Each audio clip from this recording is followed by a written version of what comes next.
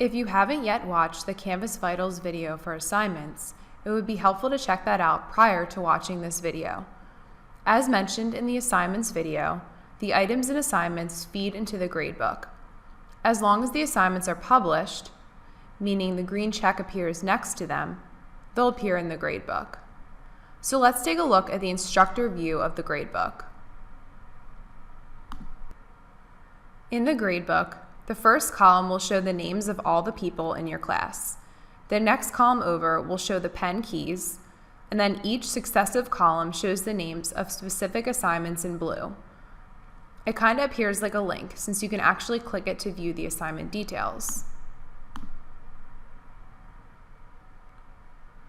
For each assignment, you have a drop-down of options: assignment details, speed grader, messaging students, setting a default grade, curving grades, downloading submissions, and muting an assignment.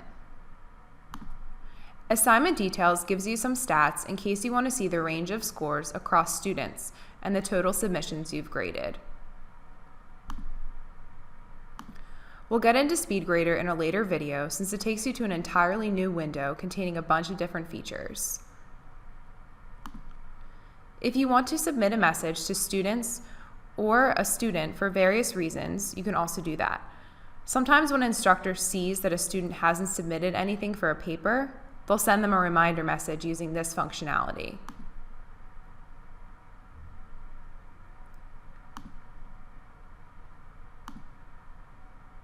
A default grade lets you assign the same grade to every single student.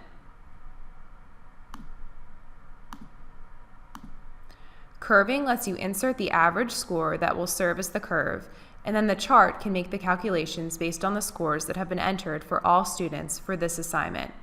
Remember, each dropdown correlates to a specific assignment.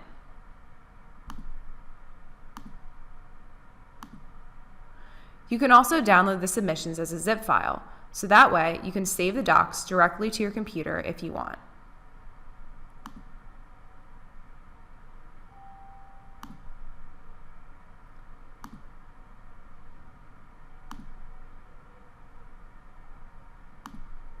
If you made changes to the student submission files you downloaded before, just zip them back up and upload the zip by searching for the file on your computer and uploading it here.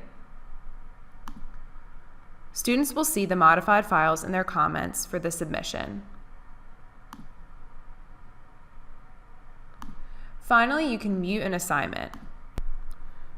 This means that if you entered all the scores for each student but didn't want them to have access yet, clicking mute makes it so that the students can't see the grades until you select to unmute.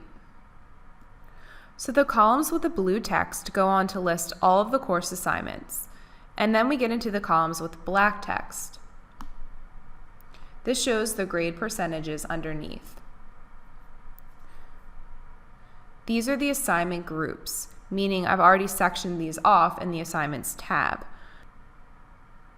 Note that you can't click on these to view settings or to change a grade, but for the individual assignments on here, you can double-click a cell to change the score.